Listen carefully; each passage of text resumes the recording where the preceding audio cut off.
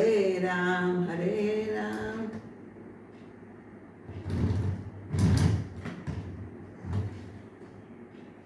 हरे राम राम राम हरे हरे हरे कृष्ण कृष्ण कृष्ण हरे हरे हरे राम राम राम हरे हरे हरे कृष्ण कृष्ण कृष्ण हरे हरे हरे राम राम राम हरे हरे हरे कृष्ण कृष्ण कृष्ण हरे हरे राजाधिराज प्रभु रामचंद्र महाराज की जय।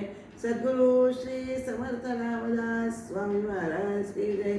सद्गुरु श्री स्वामी समर्थ महाराज की जय।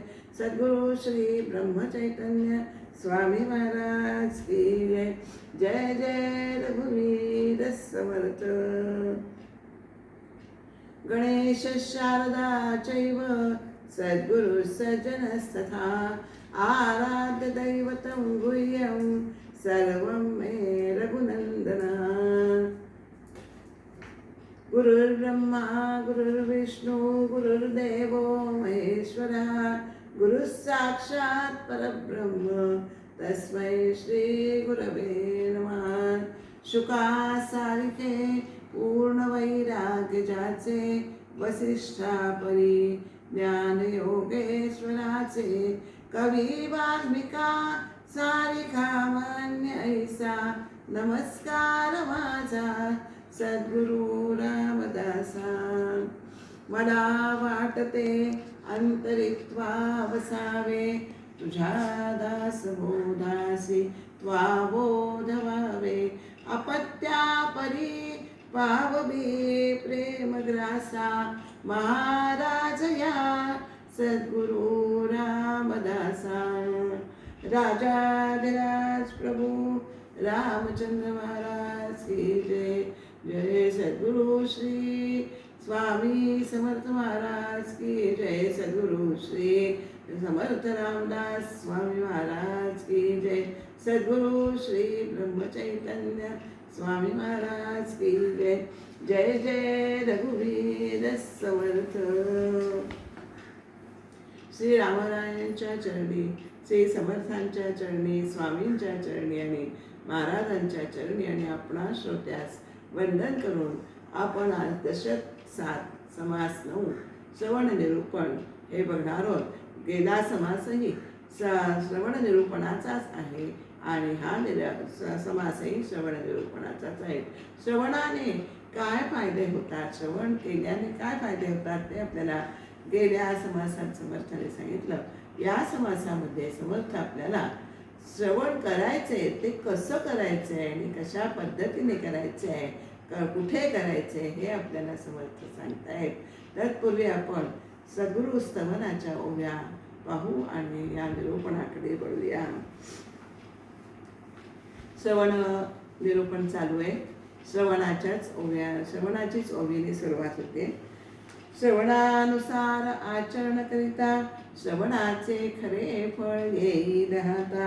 श्रवण भक्ती साधका साधता परमहित ते हो निश्चित।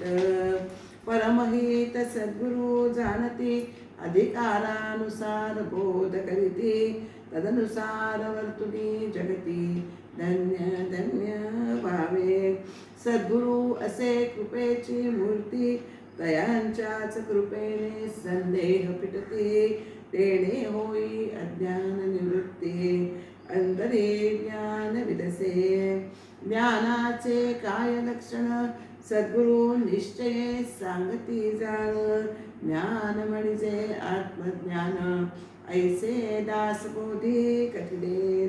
बाह्य विषय त्यागुण अंतर्मुख होऊनी आपण। आपहावे आपणासी आपण म्हणजे ज्ञान होईल। नष्ट होता देहाभिमान स्वस्वरूप येई उमगून। आपणची स्वये परमात्मा हे ज्ञान होतसे जाण गुरु कृपेने। गुरु कृपायसी असे मान दयांचे द्वारे राहावे पडून। गुरुकृपा ऐसी असे मान, शरणागत होनी धरावे चरण, दयांचे द्वारी राहावे पडून, कृपा दृष्टी भावया राहता सद्गुरूंच्या जवळी, नुरली अज्ञानाची काजळी, ज्ञानदीपाची प्रभा पाकली, केवळ गुरु कृपेने. श्री सद्गुरु चरणारविंदार्पणमस्तु. शुभम भवतु, शुभम भवतु, शुभम भवतु. आपल्याला सद्गुरु मुखातनं आपल्याला हे ज्ञान ऐकायचं आहे असं समर्थ वारंवार इथे प्रतिपादन करीत आहे. कोणतं आपल्याला कसं श्रवण करायचं आहे ते समर्थांनी या समासातनं सांगितलेलं आहे. तर श्रोते हो, आपण सगळ्यांनी इथे अवधान द्या असं समर्थ आपल्याला सांगतायत.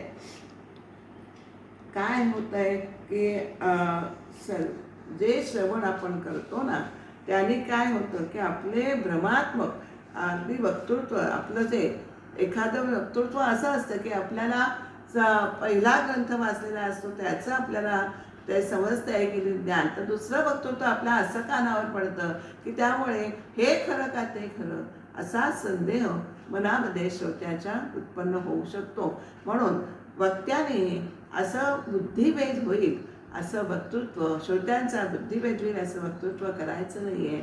आपल्याला इथे समर्थ ते सांगतायत की ज्या वक्तृत्व कानावर पडल्यावर समाधान त्याचं भंगतं असं, आणि जो निश्चय केलेला असतो परमात्मा स्वरूपाविषयी तो निश्चय हा ढळता कामा नये, बिघडता कामा नये. त्यामुळे असं वक्तृत्व आपल्याला त्यागायचं आहे आणि निश्चयाच्या नावे असा वक्तृत्व आपण टाकून द्यायचं आहे, सोडायचं आहे, कारण त्यामध्ये निश्चय करण्याचा, निर्माण करण्याचा अभावच असतो असं समर्थाने आपल्याला इथे सांगितलेले आहे. तर काय कसं आपल्याला श्रवण ऐकायचं आहे, तर जेथे संशय तुटती होय आशंका निवृत्ती, अद्वैत ग्रंथ परमार्थी श्रवण करावे. आपल्याला संशय ज्या ग्रंथांनी नाहीसे होतात, त्या शंका निरसन होतात असेच अद्वैत परग्रंथ आपल्याला श्रवण करायचे आहे. श्रवण करण्याचे सुद्धा श्रवण साधना ही सुद्धा दोन प्रकारची आपल्याला धरता येते. एक सद्गुरु मुखातून प्रत्यक्ष श्रवण म्हणजे सद्गुरु मुखातून श्रवण म्हणजे प्रत्यक्ष श्रवण, आणि भाग्याने सद्गुरू आणि सच्शिष्य यांची भेट होत असते आणि हे सगळ्यांनाच भाग्य लागतं अशातला भाग नाही आहे. मग बाकीच्या लोकांसाठी काय, तर सद्गुरूंनी जे ग्रंथ लिहिलेले आहेत तेच ग्रंथ गुरु मानून त्यानुसार वर्तन करणं, आचरण करणं. इथे समर्थांनी अधिकारी पुरुषांनी आपल्याला जे ज्ञान प्राप्त झालेले आहे ना ते इतर समाजातील इतर लोकांना मुक्त असताना द्यावे असं समर्थ ठामपणे प्रतिपादन करतात. नव्हे तसा त्यांचा आग्रह आहे. जे ज्ञान आपल्याजवळ आहे ते आपल्याजवळच ठेवायचं नाही आहे, त्याचा आपल्याला समाजासाठी उपयोग करायचा आहे. आता हे ज्ञान आपल्याला दोन प्रकारे देता येतं बरं का. एक व्याख्यान किंवा प्रवचनाद्वारे, आणि दुसरं ज्ञान काय होतं की मी मगाशी तसं म्हटलं जसं ग्रंथ रूपाने. भाषा ज्ञान हे शब्दात म्हणजे भाषेत बद्ध करायचे आणि ग्रंथरूपाने ते आपल्याला प्रस्तुत करायचे. यामध्येच आता हल्लीच्या काळातलं आपल्याला सांगता येईल की ज्या सीडीज असतात किंवा यूट्यूबचे अनेक आपण व्हिडिओ ऐकतो, ह्याचाही उपकरणांचा समावेश आपल्याला या श्रवणामध्येच करता येतो. श्रवण साधना कशाची करावी यासाठी समर्थांनी आपल्याला हे मगाशी मी ओवी वाचली की जेणे सेठे संशय तुटती, तिथे संशय मनातले संदेह संशय अजिबात नाहीसे होतात. त्या सद्गुरूंनी सांगितलेल्या श्रवणाने किंवा ग्रंथातील लिहिलेल्या त्यांच्या अनुभवसिद्ध व्यक्तित्व उतरलेल्या ग्रंथातील शब्दाने हे संशय हे नष्ट होतात, आशंका निवृत्ती होते, संदेह नाहीसे झाले. आणि असे ग्रंथ जे आहेत अद्वैत ग्रंथ ते श्रवण करावे असं समर्थांनी इथे आपल्याला स्पष्ट सांगितलेले आहे. त्यामुळे अद्वैत ग्रंथ आपल्याला श्रवण करावे आता अद्वैत कोणाला, कोण मोक्षाचा अधिकारी, कोण ऐकू शकणारे ते ग्रंथ? तर जो मोक्षाचा अधिकारी तो परमार्थ ग्रंथ धरी, प्रीती लागली अंतरी अद्वैत ग्रंथाची. ज्या साधकाला आपल्याला आसक्ती सोडून जो परमार्थ साधण्याची तो तयारी करतो ना, त्याने हे अद्वैत ग्रंथामधील आत्मानात्म विवेकाचा अभ्यास करावा आहे. प्रीती लागली अंतरी, त्याला अद्वैत ग्रंथाची गोडी उत्पन्न होते, कारण त्याला परमार्थ साधायचा आहे. त्यामुळे तो या जगताची आस सोडून देतो. दृश्य जगत हे भासमान, जाणून भावे विरक्त त्यातून. असा तो दृश्य जगत हे भासमान आहे, त्याला यामुळे कळतं. सारासा, कारण ग्रंथांमध्ये काय असतं, अद्वैत ग्रंथांमध्ये आत्मानात्म विवेक असतो, सारासार विचार असतो. तर तो त्यामुळे त्याला तो कळून येतो. आणि जेणे सांडिला इहलोक तो परलोकीचा साधक, तेने पावा विवेक द्वैतशास्त्री. आपल्याला म्हणून ज्यांनी आसक्ती सोडलेली आहे आणि परमार्थाची वाटचाल तो सुरू करतोय, त्याने अद्वैत ग्रंथातील आत्मानात्म विचाराचा आपल्याला अभ्यास करायचा आहे. आता समर्थ इथे आपल्याला अजून असं एक वेगळी गोष्ट सांगतात की ज्याला जे आवडतं ना त्याच्यापुढे तेच ठेवायचे आहे. मग ते श्रोता असो नाही तर दैवत असो, असंही आपल्याला इथे समर्थाने सांगितलेलं आहे. आता जर जयास पाहिजे अद्वैत, तया पुढे ठेविता अद्वैत, तेने शोभले उठे चित्त, तया श्रोतयासे. ज्या श्रोत्याला जर अद्वैत ग्रंथ ऐकायचा असेल तर त्याला त्याच्यापुढे द्वैताचं विवेचन केलं तर त्याला ते मुळीच रुचत नाही, रुचत नाही, ते आवडत नाही. आणि मग होतं काय, त्यामुळे त्याला खूप त्याची चिडचिड होते, त्याचं चिडचिड होते आणि आपल्याला जे हवा ऐकायला ते मिळत नाही. हा भाव त्याच्या अंतरी सारखा दाटून येतो. आवडीसारखे मिळे तेणे तेथे सुखची चंबळे, नाही तरी कंटाळे माणसं ऐकता.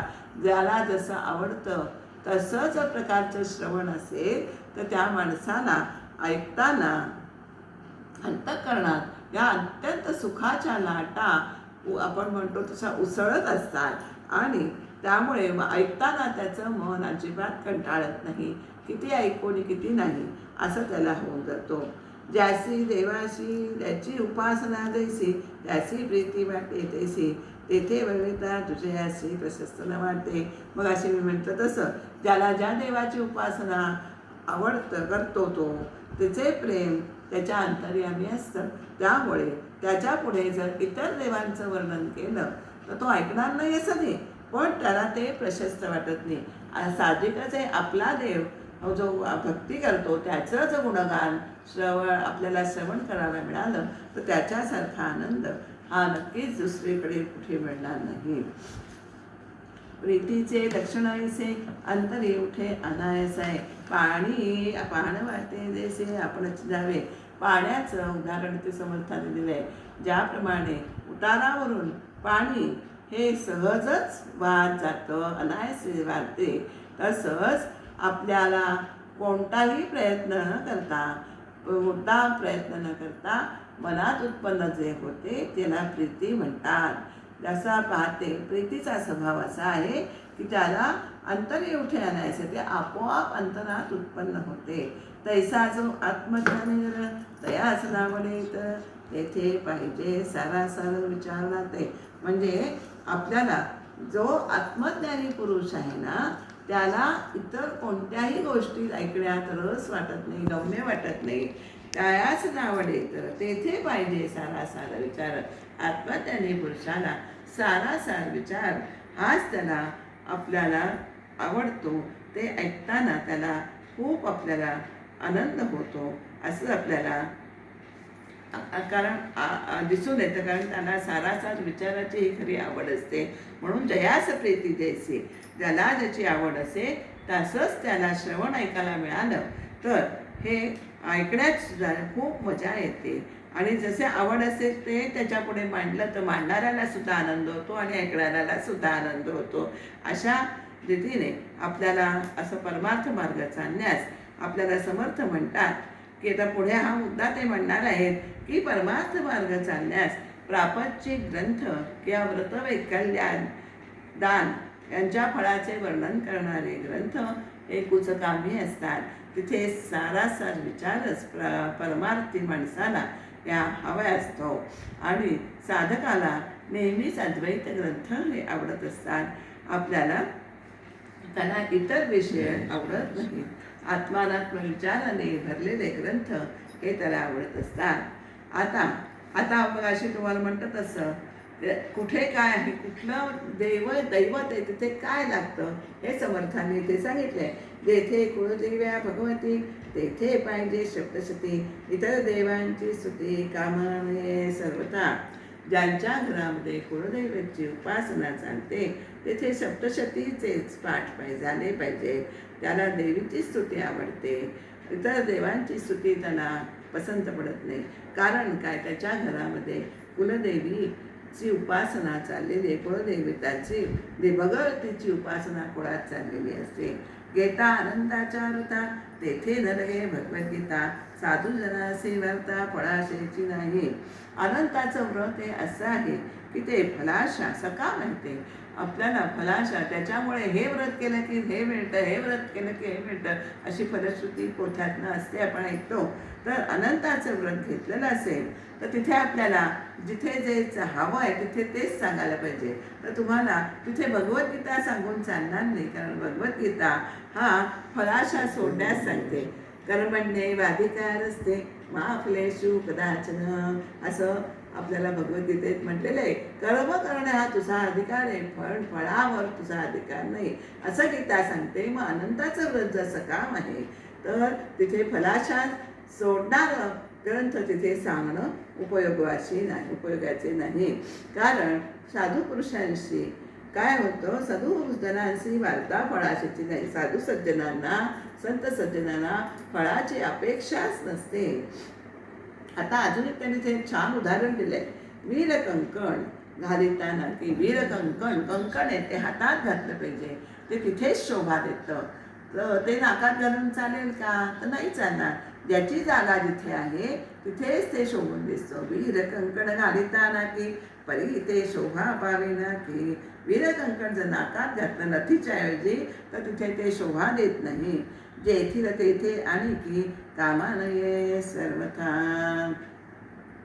ज्या वस्तूचे जे स्थान असतं ना तेथेच ते शोभून दिसते, इतर ठिकाणी त्याची शोभा नाही. आता आपल्याला अजून काय सांगितलं, नाना महात्मे बोलिली जेथील तेथे बंद झाली, विपरीत करून वाचली तरी ते विलक्षण.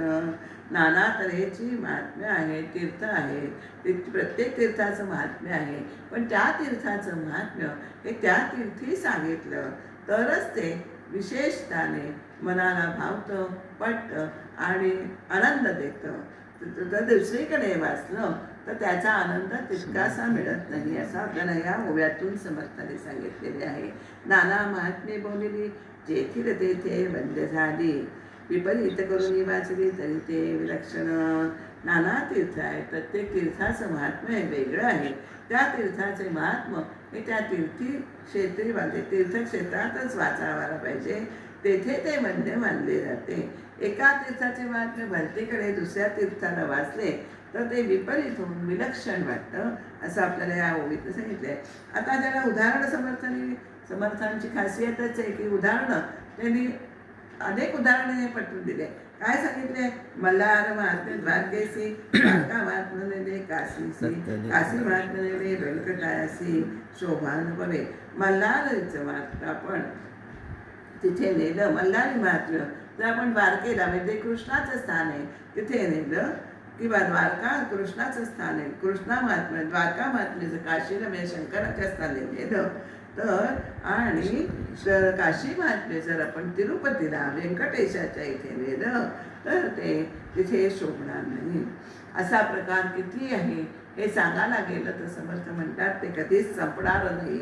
ऐसे सांगता असे वाढ परी जेथील तेथेची गोड, तैसी ज्ञानी यांची चाड त्यांची. असं आपण सांगायला गेलं तर किती तरी हा मुद्दा इतका एवढा लक्षात घ्यायचं आहे की जेथील तेथेच ते शोभून दिसतं. तसे ज्ञानी माणसाला अद्वैत ग्रंथाची आवड असते, त्यांचीच फक्त त्याला किंमत वाटते. इतर ग्रंथांची त्याला किंमत वाटत नाही. आता पुढे अजून पुढे भलतं ठेवलं तर काय होतं, असं किती विपरीत प्रकार होतो ते आपल्याला इथे पुढे 8 ओव्यातनं समर्थ सांगतायत बरं का. योगियांपुढे राहणं, परीक्षवंतांपुढे पाषाण, पंडितांपुढे डफगाणं, शोभा न पावे. कुठे कुठे त्या ठिकाणी भलतं ठेवलं तर तिथे शोभा पावत नाही. आता योग्यापुढे आपण राहणं म्हणजे भूताटकीचे प्रयोग केले तर ते त्याला आवडणार नाही. रत्नफालकी समोर जर दगड ठेवला तर त्याला ते रुचणार नाही. किंवा विद्वानांसमोर आपण डफ गाणं म्हणजे तमाशा जर डफ गाणं जर तमाशातील गाणं गायलं तर ते शोभून दिसणार नाही. वेदज्ञान पुढे जती म्हणजे काय, आपल्याला वैदिक कर्म करणाऱ्यांना वैदिक म्हणतात ना. वैदिक कर्मानुष्ठान करणाऱ्यांसमोर जर एखादा कर्म संन्यास केलेला संन्यासी घेतलेला संन्यासी उभा केला तर ते जसं शोभा येणार नाही. किंवा निस्पृहापुढे फळश्रुती, जो निस्पृह आहे त्याला फळश्रुतीचे ग्रंथ सांगितले, कर्माच्या फलांचे वर्णन केले तर त्याला काही त्याचा उपयोग आहे का? कारण तो निस्पृहच आहे, त्याला कोणत्याही फळाची अपेक्षा नाही आहे. तर ज्ञानियांपुढे गोपशास्त्राची पोथी गोपशास्त्राची. ज्ञानी जो आहे त्याच्या पुढे जर तुम्ही कामशास्त्राची पोथी ठेवलं तर ते शोभा देणार नाही. ब्रह्मचर्यांपुढे नाचणी, रासक्रीडा, निरूपणी, राजहंसापुढे पाणी ठेवलेले ब्रह्मचारी आहे त्याच्या पुढे कलावंतीन जो उभी केली किंवा रासक्रीडा आहे त्याच्यामध्ये शृंगार ब्रह्म निर्गुण रासक्रीडा निरूपणी निर्गुण निर्विकार ब्रह्मस्वरूपाच्या वर्णनामध्ये शृंगार रसाचं वर्णन करण्यास रासक्रीडास प्रारंभ केला. किंवा राजहंसापुढे दोन्ही शिरदिलं निवाडू आहे त्याच्यापुढे नुसतंच पाणी ठेवलं तर ते शोभा देत नाही.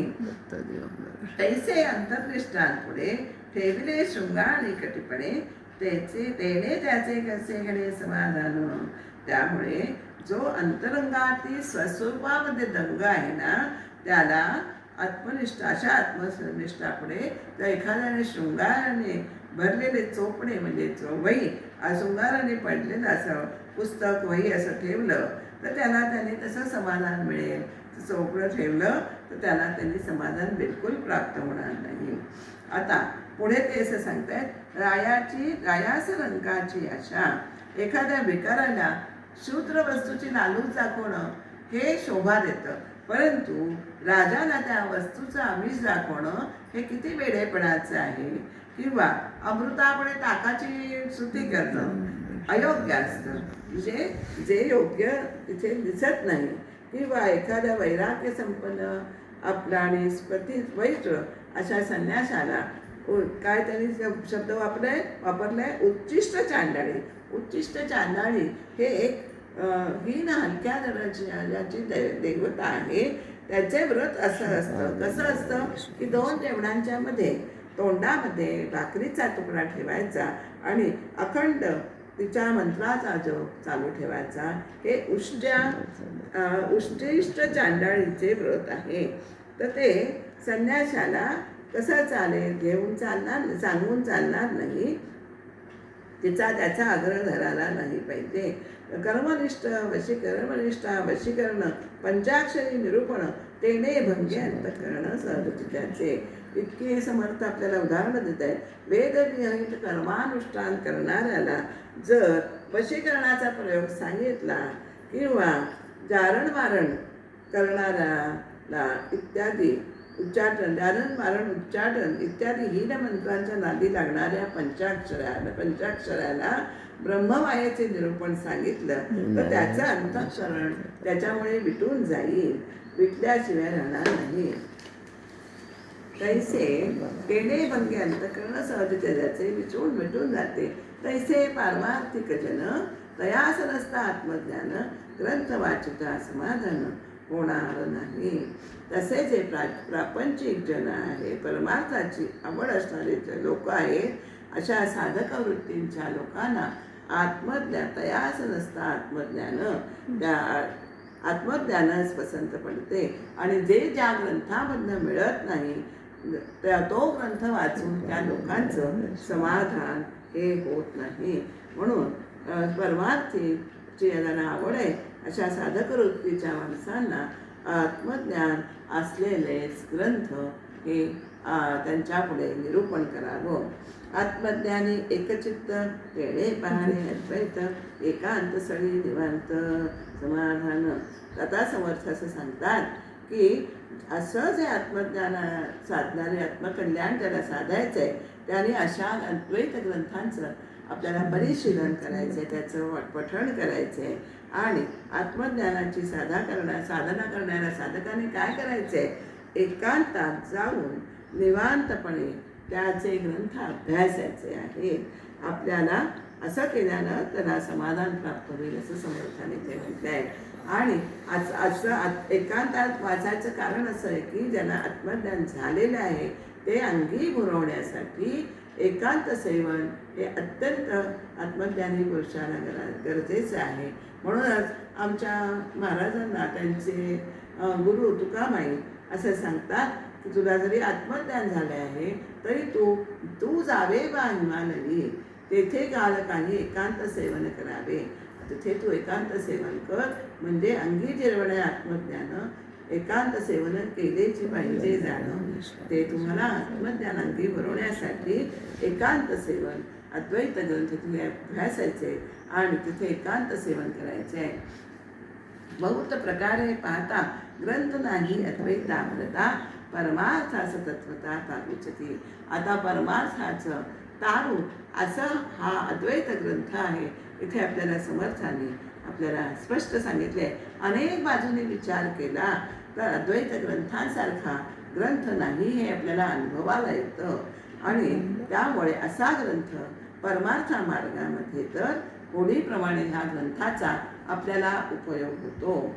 आणि आता समर्थ ग्रंथ आणि इतर ग्रंथ म्हणजे ते सकाम भावन सकाम इच्छे आहेत ते ग्रंथ यातला फरक सांगतात. इथे इतर जे प्रापंचिक हास्यविनोद नवरसिक हित नव्हे ते पुस्तक परमार्थासी. जे बाकीचं प्रापंचिक विषयावरील हास्य विनोद करणारे नवरसाने भरलेले ग्रंथ पुष्कळ आहेत, चांगले आहेत, परंतु त्याचा आपल्याला परमार्थ मार्गामध्ये काही उपयोग होत नाही. त्याच्या वाचनाने अभ्यासाने साधनेमध्ये त्याला मार्गदर्शन हे मिळत नाही.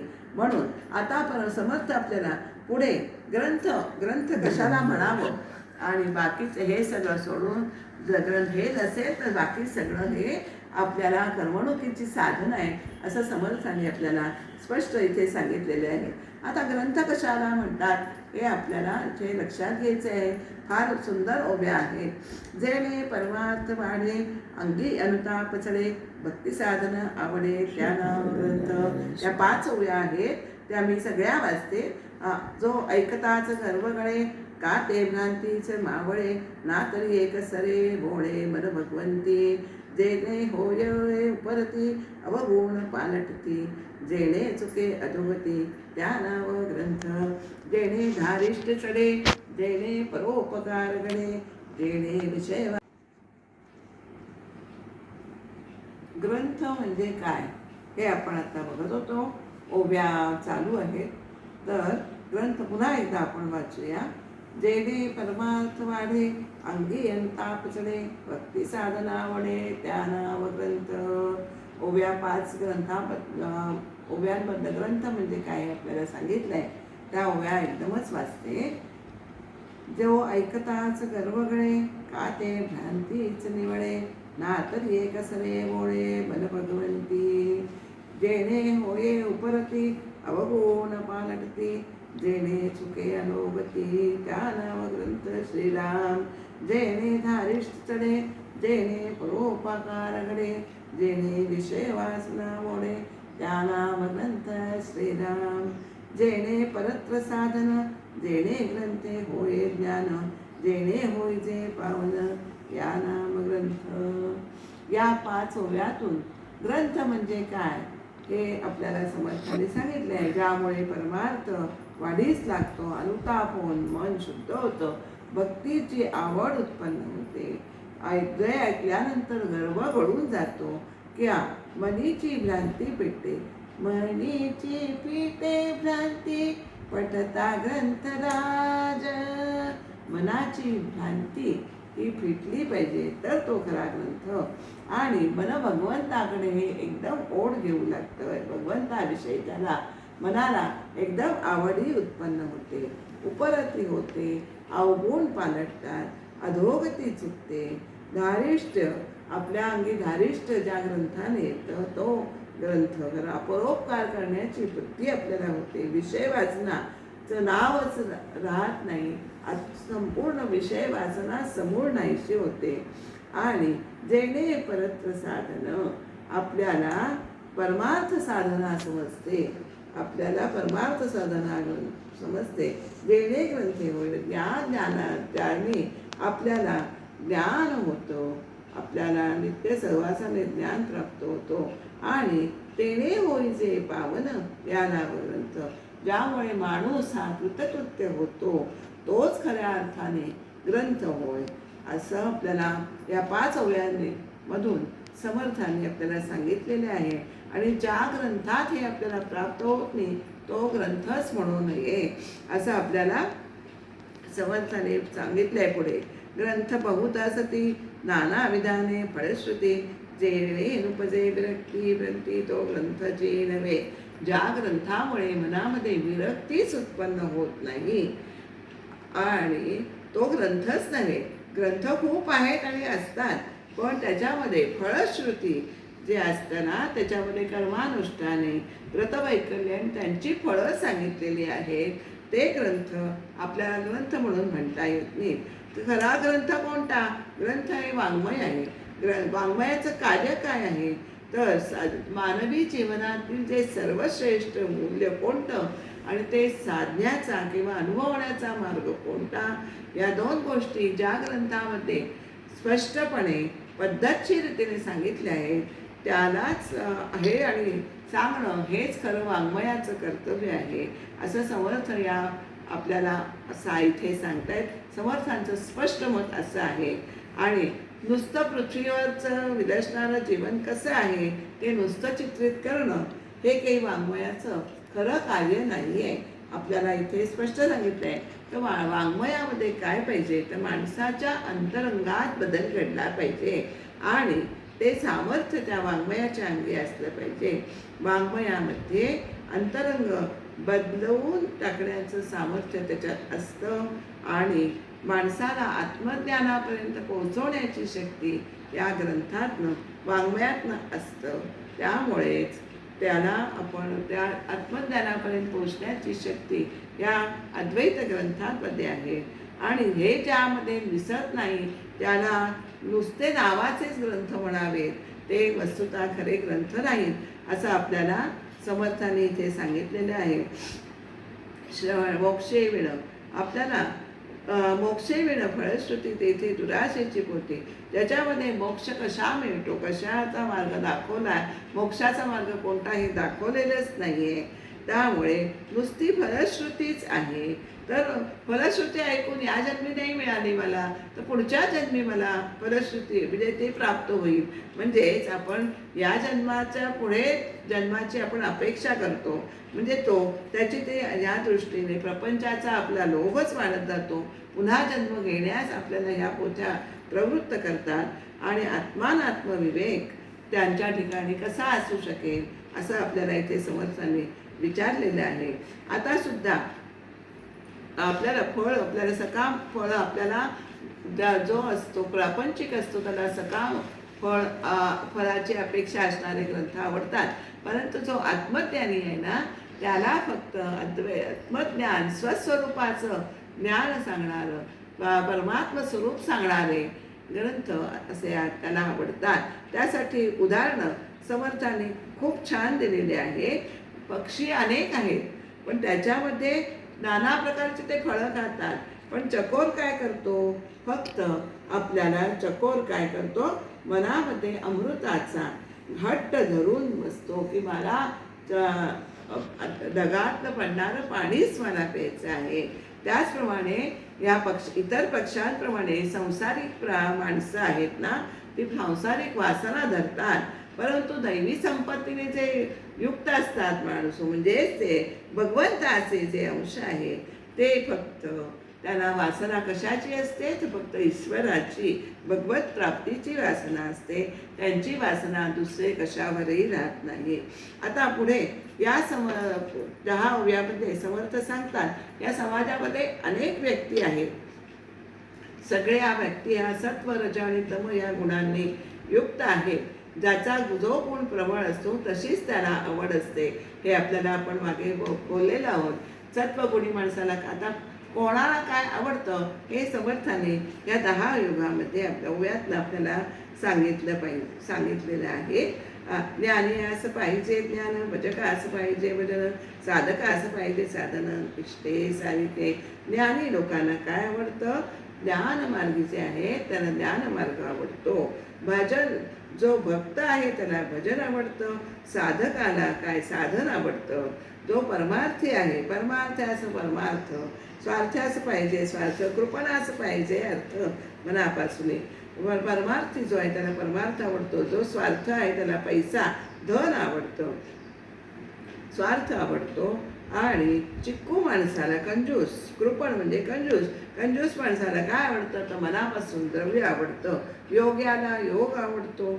जो तर्कनिष्ठ आहे त्याला तर्कवाद आवडतो. रोग्याला रोग बरा करण्याची मात्रा हे आवडते, म्हणजे ते कसं मिळेल, हरण करणारी मात्रा आवडते. कवीला प्रबंध आवडतं, काव्य आवडतं. नंतर तार्किक माणसाला तर्कवाद आवडतो. भाविकाला संवाद आवडतो आणि गोड वाटतो. आणि पंडिताला काय आवडतं? तर ज्ञान, व्युत्पत्ती म्हणजे विद्वत्ता ही त्याला आवडते. विद्वांसास अध्ययन प्रीती. तर अभ्यासी माणसाला काय आवडतं? तर अध्ययनाची आवड असते. अध्ययन प्रीती म्हणजे अध्ययनाची आवड असते. आणि कलावंताला नाना कला या आवडतात. तर हरिदासाला कीर्तन आवडतं. शुचिस्वंताला स्नान संध्या आवडतं. आणि जो कर्मनिष्ठ आहे त्याला काय आवडतं? नाना प्रकारचे विधी आवडतात. प्रेमळाला काय आवडतं? प्रेमळ माणसाला दया आवडते, करुणा आवडते, दक्षता पाहिजे, विचक्षणा. चतुर माणसाला हुशारी आवडते. चातुर्य पाहे शहाणा आदरेसी. आपल्याला चाळा माणूस हा व्यवहार कौशल्य आवडीने पाहतो. योगाभ्यासी जो आहे त्याला योग आवडतो.